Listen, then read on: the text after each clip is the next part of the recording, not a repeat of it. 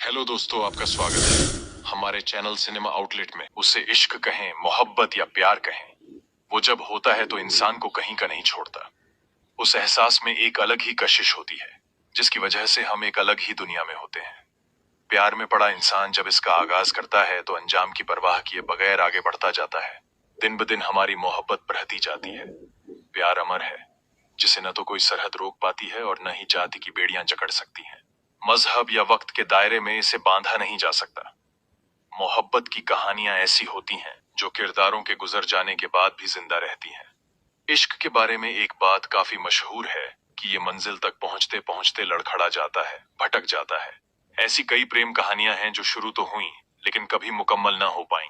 कुछ ऐसी ही प्रेम कहानी है बॉलीवुड के लीजेंड कलाकार गुरुदत्त और दिग्गज अदाकारा वहीदा रहमान की, जिन्हें अधूरी ख्वाहिशों संग मरना पड़ा।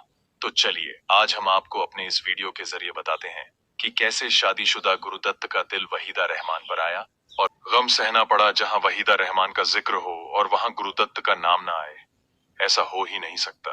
एक वक्त ऐसा था जब दोनों के प्यार के किस्से हर किसी की जुबान पर थे। यूं तो गुरुदत्त ने साल 1953 में मशहूर गायिका और एक्ट्रेस गीता दत्त से शादी कर ली थी, लेकिन जब उनकी जिंदगी में वहीदा की एंट्री हुई तो वह उनके प्यार में डूबने से खुद को रोक नहीं पाए। वहीदा के प्यार में गुरुदत्त इस कदर खो गए थे कि उनकी पत्नी भी उनसे दूर चली गई थी। दोनों के बीच वहीदा को लेकर काफी झगड़े होते थे। साल 1957 में गुरुदत्त की पत्नी उनसे अलग रहने लगी थी। यह बात उन दिनों की है जब गुरुदत्त फिल्म सीआईडी के लिए एक अभिनेत्री की तलाश कर रहे थे। उस समय वहीदा रहमान साउथ फिल्मों में काम कर रही थी। एक समारोह के दौरान गुरुदत्त की नजर वहीदा पर पड़ी थी, जहां देखते ही वह उनको पसंद कर बैठे और वहीदा को अपनी फिल्म में स्क्रीन टेस्ट के लिए बुलाया। वहीदा स्क्रीन टेस्ट में सेलेक्ट हो गई। इसके बाद ही दोनों एक दूसरे के प्यार में डूबने लगे। कहा जाता है कि इस फिल्म के सेट से ही दोनों एक दूसरे के करीब आने लगे थे। वहीदा रहमान ने हिंदी, तमिल, तेलुगु, बंगाली और मलयालम भाषाओं में कई फिल्में की हैं। सीआईडी फिल्म के दौरान गुरुदत्त पर वहीदा के प्यार का नशा इस कदर चढ़ा कि अगली फिल्म प्यासा में गुरुदत्त उनके अपोजिट पेडीडे पर्दे पर हीरो के तौर पर दिखे। कहा जाता है कि फिल्म प्यासा के लिए गुरुदत्त की पहली पसंद दिलीप साहब थे, लेकिन फिल्म में अभिनेत्री वहीदा रहमान होने की वजह से उन्होंने खुद एक्ट्रेस के अपोजिट काम करने का फैसला किया। हालांकि इस फिल्म में दोनों की जोड़ी को दर्शकों का खूब प्यार मिला, लेकिन इसके बाद से वहीदा और गुरुदत्त के प्यार के चर्चे शुरू हो गए थे। इस फिल्म ने हिंदी सिनेमा एक नई क्रांति ला दी थी। उस वक्त इस बात के काफी चर्चे थे कि गुरुदत्त वहीदा रहमान के लिए सीन्स खुद लिखते थे।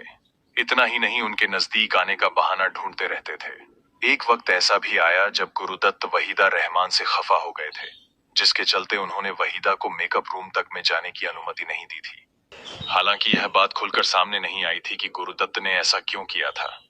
कहा जाता है कि गुरुदत्त वहीदा को अपने हिसाब से चलाना चाहते थे। वे वहीदा के नजदीक रहना चाहते थे। वह नहीं चाहते थे कि वहीदा उनसे दूर रहे, इसलिए उन्होंने वहीदा के पास ही अपना मेकअप रूम बनवाया था। अगर वहीदा किसी दूसरे बैनर की फिल्म में काम कर रही होती थीं, तो भी गुरुदत्त के सेट पर मेकअप रूम का ही इस्तेमाल करती थीं। वहीदा के प्यार में गिरफ्तार हो चुके गुरुदत्त के सामने सबसे बड़ी मुश्किल उनका शादीशुदा होना था। प्यासा के सेट पर परवान चढ़ा इश्क धीरे धीरे दुनिया वालों के सामने आने लगा था। एक समय ऐसा भी आया कि दोनों की शादी की चर्चा होने लगी। गुरुदत्त पर वहीदा के प्यार का खुमार इस कदर चढ़ा हुआ था कि वह वहीदा के बिना किसी फिल्म की कल्पना भी नहीं कर सकते थे। सिर्फ गुरुदत्त की पत्नी ही नहीं, बल्कि वहीदा के घर वाले भी दोनों के रिश्ते से खुश नहीं थे। दोनों की शादी की अफवाहें उड़ने लगी तो इस बात की जानकारी गुरुदत्त की पत्नी को हुई। इस खबर से गीता को झटका लगा। वे बुरी तरह टूट गईं। तब गीता ने गुरुदत्त से पत्नी या प्रेमिका में से एक को चुनने के लिए बोला। तब गुरुदत्त ने पत्नी गीता को चुना और वहीदा रहमान से किनारा कर लिया। लेकिन तब गीता भी उनसे दूर जा चुकी थी। एक तरफ जहां गीता दत्त बच्चों को लेकर गुरुदत्त से दूर रह रही थी, वहीं अब वहीदा का भी दूर चले जाना गुरुदत्त बर्दाश्त नहीं कर पाए और गम में डूबने लगे। बताया जाता है कि वह कई दिनों तक सोते नहीं थे। शराब को उन्होंने इन सब से बाहर निकलने का जरिया बनाया। इसके साथ वह सिगरेट और नींद की गोलियां भी खाने लगे थे। गीता गुरुदत्त से इस कदर नाराज थीं कि वह उन्हें बच्चों से भी मिलने नहीं देती थीं। गुरुदत्त को अकेलापन खाए जा रहा था। वह अपनी बेटी से मिलना चाहते थे। इसके लिए उन्होंने कई बार गीता को कहा भी, बेटी से मिलवाने की गुजारिश भी की, लेकिन गीता नहीं मानी। एक समय ऐसा आया कि गुरुदत्त अकेलेपन में इतने खो गए कि उन्होंने अकेले में ही प्राण त्याग दिए। 10 अक्टूबर 1964 को गुरुदत्त की मौत हो गई थी। वह अपने घर में मृत पाए गए थे।